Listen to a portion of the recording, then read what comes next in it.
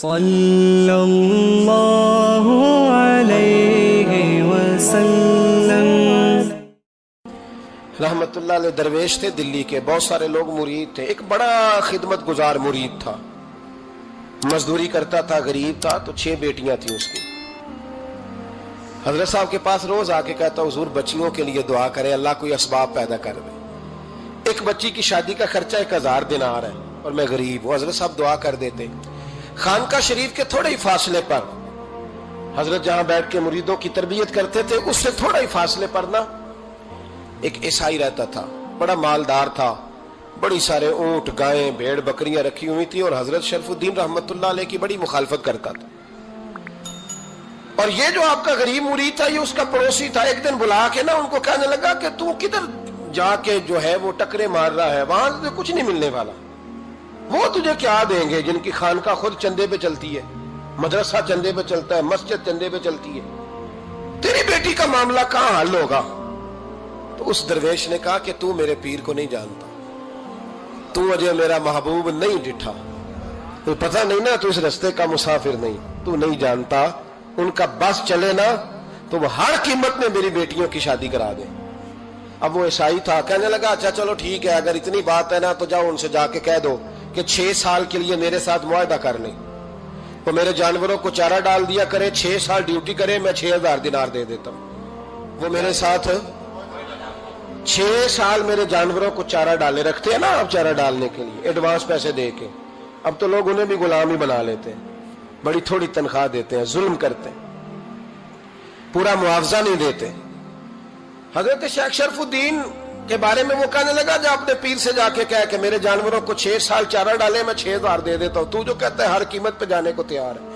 اس نے جب یہ بات کی تو مرید نے ناراض ہو گیا، وہ لڑائی ہو گئی، گریبان پکڑ لیا، جھگڑا ہوا، بات بڑی دور گئی، اس طرح کی بات کرتا میرے حضرت کے بارے میں، تیرے جیسے کئی میں وہاں کام پہ رکھا دوں۔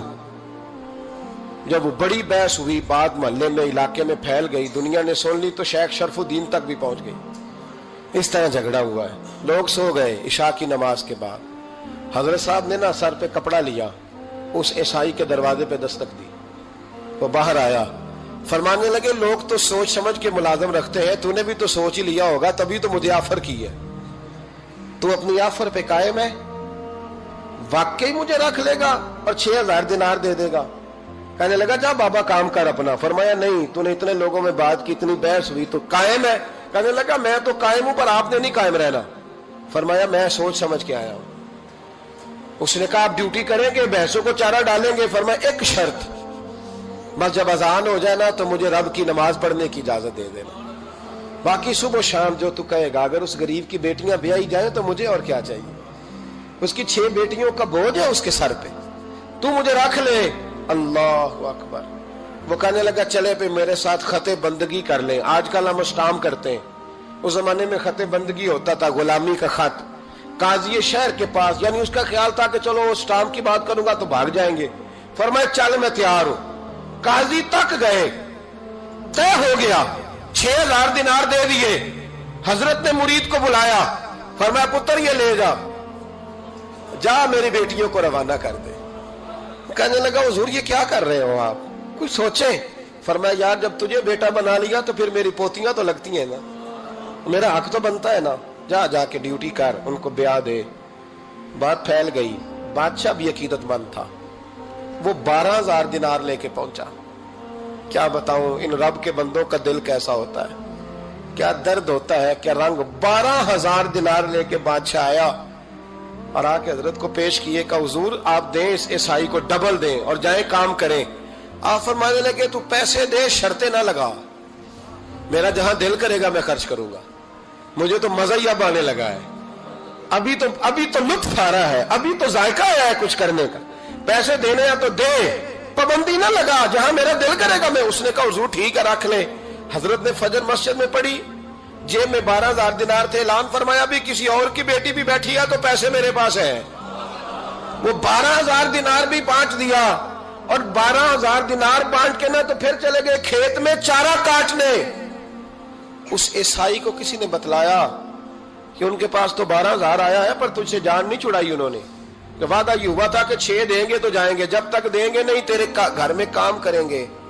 وہ نا چارہ کاٹ رہے تھے، حضرت صاحب تو وہاں پہنچ گیا، دور جا کے کھڑا ہو گیا، کہنے لگا بابا پہلے تو میں نے مسلمانوں کے اخلاق سنے تھے، اب تو میں نے دیکھ بھی لیے، پر یہ بتا جب 12,000 آیا تھا جان کیوں نہیں چھڑائی؟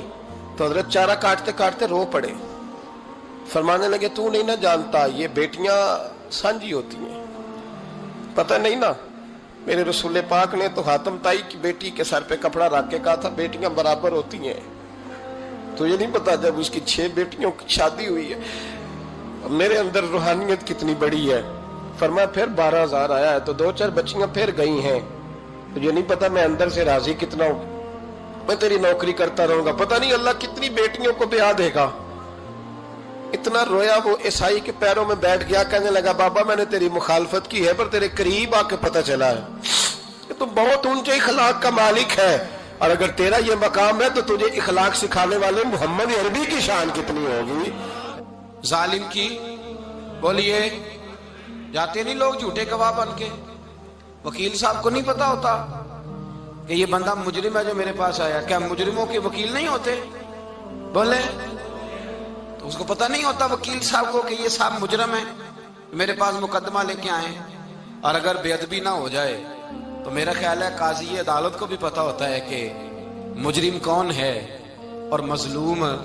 میرے نبی پاک صلی اللہ علیہ وسلم نے اس قدر زیادہ سختی فرمائی اس مسئلے میں، فرمایا جس کو پتا تھا کہ فلاں آدمی ظالم ہے، ظلم کر رہا، پھر وہ ظالم کا گواہ بنا یا اس نے ظالم کی مدد کی، کتنی کی؟ شارحین لکھتے ہیں چاہے اس نے ایک جملہ بول کے کی، چاہے ایک، سارے بولیے، چاہے ایک غریب کو اس نے ظلم کیا تو کہتے ہیں علاج یہ سی، چاہے ایک جملہ بول کے کی، شارحین اس حدیث کی شرح میں لکھتے ہیں ایک جملہ بول کے چاہے مدد کی، جس بندے نے کسی ظالم کی مدد کی کسی مقدمے میں یا کسی صورت میں اور اسے پتا تھا یہ ظالم ہے، میرے نبی پاک صلی اللہ تعالی علیہ وسلم فرماتے ہیں اگر اس نے مدد کی، ابھی ظالم کی بات نہیں ہو رہی، ظالم کے مددگار کی بات ہو رہی، اگر کسی نے ظالم کی مدد کی تو حضور فرماتے ہیں خدا بھی اس سے بری و ذمہ ہے، رسول بھی اس سے بری و ذمہ ہے۔ سنبھال کے رکھے اپنی نمازیں، قربانیاں، حج، زکوٰۃ سنبھال کے رکھے۔ اگر ظالموں کا مددگار ہے، الیکشن آ لینے دے، آپ کو نظر آ جائے گا کون کون ظالموں کا مددگار ہے، نظر آ جائے گا۔ اپنی جیب سے لوگ پیسے دے کے ظالموں کی مدد کریں گے، ان کے فلیکس چھپوائیں گے، بورڈ لگوائیں گے، جیبوں سے پیسے دے گے۔ ہم نے خود آگ لگائی ہے چمن میں اپنے، بے سبب گردشی ایام کو الزام نہ دو، ہم نے خود نور کا ظلمت سے کیا ہے سودا، کر کے توہین سحر شام کو الزام نہ دو۔ ظالموں کے مددگار میدان میں آ گئے، یہ چھوٹا لفظ نہیں، میرے حبیب پاک صلی اللہ علیہ وسلم نے فرمایا جو ظالم کا مددگار ہے سن لے جو سجن کے ساتھ کچہری جاتا ہے، وہ یاد رکھے جو دوست کا گواہ بنتا ہے، وہ یاد رکھے جو کہتا ہے میں مانگی گیا تھا، مجھے بلایا گیا تھا قبضہ چھڑانے کے لیے کسی غریب بیوہ کی جائیداد پہ، کب وہ سن لے تو مدد کر کے نہیں آیا، تو خدا کے ذمے سے نکل گیا ہے۔ رسول پاک نے فرمایا تیرا میرا تعلق ختم ہو گیا، تو ظالم کا مددگار ہو گیا، پھر تو کہتا میں بے چین ہوں، میں بے قرار ہوں، میں آزمائش کا شکار ہوں، پلٹ کے دیکھ تو صحیح تیرا گناہ کتنا بڑا ہے۔ میرے نبی پاک صلی اللہ علیہ وسلم کا ایک اور فرمان سن لیں، ابن ماجہ ابو داؤد میں موجود ہے، اس حدیث کو آپ نے یاد کر لینا ہے، کر لیں گے انشاءاللہ، سارے کہیے انشاءاللہ کر لیں گے یاد۔ حضور صلی اللہ علیہ وسلم نے فرمایا اگر تو ظالم کی مدد کرے گا نا، یہ لفظ دل کی تختی پہ لکھ لینا، یہ مکافات عمل ہے، مکافات عمل دنیا، ادھر کرو گے تو ادھر بھرو گے۔ فرمایا اگر تو کسی ظالم کی مدد کرے گا، سن لے حضور کا فرمان ہے، اگر تو ابن ماجہ ابو داؤد سیاہ میں موجود ہے، فرمایا اگر تو کسی ظالم کی مدد کرے گا تو رب تعالیٰ مرنے سے پہلے پہلے تیرے اوپر بھی ظالم کو مسلط کر دے گا، تیرے اوپر بھی ایک دفعہ ظلم ضرور ہوگا اگر تو ظالم کی، وہ کسی صورت میں بھی ہو سکتا ہے، کسی صورت میں بھی تیرا بیٹا ہی اٹھ کے ظلم کر دے گا، تو الجھ جائے گا، کسی نہ کسی جگہ تیرے لیے تباہی کا سامان ہوگا، تیرے اوپر ظلم ہوگا، اس لیے کہ تو ظالموں کا مددگار ہے۔ چاہیے یہ تھا کہ تو مظلوم کی مدد کرتا، انسانی ایمانی یقین کا فریضہ سر انجام دیتا، تو ظالموں کا مددگار ہو گیا۔ ٹٹول کے دیکھ لیں रिजल्ट निकाल के देख लें, हमारे जमाने में जालिमों के मददगार ज्यादा है। इतनी लंबी जुबानें निकाल के जालिमों की मदद करते हैं। बड़े बड़े कालम नवीस, अल्लाह ने उन्हें कुदरत दी लिखने की, तो अपना कलम जालिमों की मदद में खर्च करते हैं। वो लोग जिनको अल्लाह तबारक व तआला ने कुदरत दी, हिम्मत दी, ताकत दी, कुछ लोग उनके हल्का अहबाब में वो अपने लोगों को इस्तेमाल करके जालिमों की मदद करते हैं, जालिमों की मदद करते हैं। मेरे नबी करीम सैयद आलम नूर मुजस्सम सल्लल्लाहु अलैहि वसल्लम ने फरमाया, अगर तूने जालिम की मदद की तो जब तक तू तौबा नहीं करेगा रब तुझसे नाराज ही रहेगा। अल्लाह तुझसे, ओ भाई जिससे रब भी नाराज हो गया, न खाना न पीना न सोना न जागना न नींद, फिर तेरी हर चीज तेरे लिए आजमाइश हो जाएगी, फिर तेरा साया भी तेरे लिए खौफ का सामान बनेगा, फिर जिंदगी जीती जागती लाश बन जाएगी, तो अपने कंधों पर अपनी मैयत उठाए फिरेगा जब तू जालिम का मददगार होगा। और नबी पाक सल्लल्लाहु अलैहि वसल्लम ने फरमाया, जालिमों का मददगार भी जालिम होता है। जालिमों का मददगार भी, सारे बोले, जालिमों का मददगार भी नहीं, को नहीं, आप सारे नहीं बोले, एक दफा बोले, जालिमों का मददगार भी, पक्की बात है, जालिमों का मददगार भी। अल्लाह अकबर। जिसका याराना हो, जिसका दोस्ताना हो, जो कहे मैंने ना इसको औखे वेले के लिए जालिम को याद रखा हुआ है। कभी मुश्किल में रखे नहीं हुए लोगों ने जालिम दोस्त, कहते मैंने रखे हुए हैं, बल्कि हमारे देहात में तो कहते हैं मैंने बाजू बनाए हुए हैं। किसको बाजू बना लिया? जालिम भी कभी बाजू होता है, जो जुल्म की तलवार लिए मैदान में खड़ा है। कारून, हामान, फिरौन, नमरूद का हाल नहीं लोगों ने देखा? अपने जमाने में आपने कितने लोग नहीं देखे जिनके साए से, आवाज से लोग कांपते थे? फिर पुलिस की गाड़ियों में वो इस तरह मुर्दा पड़े कि दुनिया ने तमाशा देखा उनका। ये रंग हमने देखे नहीं अपनी आंखों से। फरमाया, जालिम का मददगार भी, जो कार में बिठा के लेके गया वो भी जालिम, जिसने चाय पिलाई वो भी, जिस शख्स ने खाना खिलाया वो भी, जो कचहरी तक साथ गया वो भी, जिसने फ्लेक्स के नीचे, बड़े शराबी के नीचे छोटी अपनी फोटो लगाई वो भी, जो वोट की पर्ची डालने गया वो भी। कह देना बाहर निकल के कि हजरत साहब ने सियासी तकरीर की है, कह देना, पर बात तो सच्ची है ना। खू करे हम तो से थोड़ा सा गिला भी सुन ले, खू करे हम तो से थोड़ा सा भी गिला। इमाम मालिक के पास एक बंदा आया, उसने कहा, हुजूर मैं दर्जी हूं, एक जालिम बादशाह मुझसे कपड़े सिलवाता है, मैं तो जालिमों का मददगार नहीं ना। एक जालिम बादशाह मुझसे, हुजूर मैं तो मददगार नहीं ना जालिमों का। जो फरमाया जालिमों का मददगार भी जालिम होता है, तो कपड़े लेके आता है, मैं सी के दे देता हूं, जिम्मेदारी नहीं।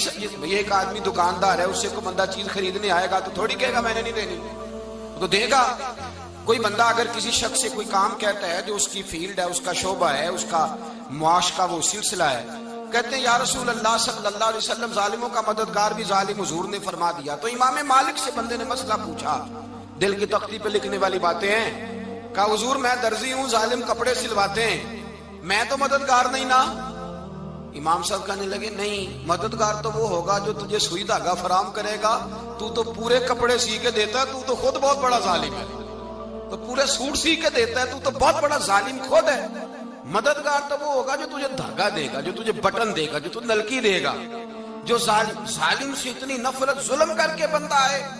यहां तो हमारे जमाने में हीरो बन जाते हैं लोग, जालिम हीरो है, लोग उससे डरते फिरते हैं, घूमते फिरते हैं, और बहुत सारे कम मिजाज लोग उसके पीछे हाथ बांध के फिरते हैं। जालिमों की मदद करना, जालिमों के साथ रहना, ये जुल्म है, जुल्म, ये ज्यादती है। मेरे नबी पाक सल्लल्लाहु ताला अलैहि वसल्लम ने इरशाद फरमाया, याद रखो, रब फरमाता है मैं मजलूम की मदद जरूर करूंगा, चाहे जल्दी करूं चाहे देर से करूं, मैं मजलूम की मदद। और हुजूर सल्लल्लाहु अलैहि वसल्लम ने फरमाया है, हजरत माज बिन जबल कहते हैं, हुजूर ने मुझे यमन का गवर्नर बनाया। जब मैं जाने लगा ना, तो हुजूर ने बड़ी नसीहतें की, बुखारी में मौजूद है। फरमाते हैं, जब मैं पलटने लगा तो मेरे रसूल ने फरमाया, माद एक मिनट ठहर जा, एक बात मेरी याद रखना, इसको ना भूलना। कहा, हुजूर क्या? फरमाया, देखना किसी पे जुल्म ना कर बैठना, कहीं तुझसे ज्यादती ना हो जाए। महबूबा फिर हुजूर ने फरमाया, सुन मेरे माज, मैं तुझे गवर्नर बना रहा हूं, ज्यादती ना कर बैठना। या रसूल अल्लाह सल्लल्लाहु अलैहि वसल्लम क्या होता है? तो मेरे करीम ने फरमाया, जब मजलूम दुआ के लिए हाथ उठाता है तो अर्श का मालिक कहता है फरिश्तों पीछे हट जाओ। अर्श का मालिक कहता है फरिश्तों पीछे हट जाओ। ते बच्चे पालने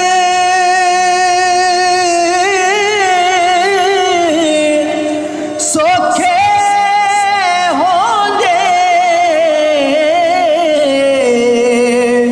ते ओके पालन मापे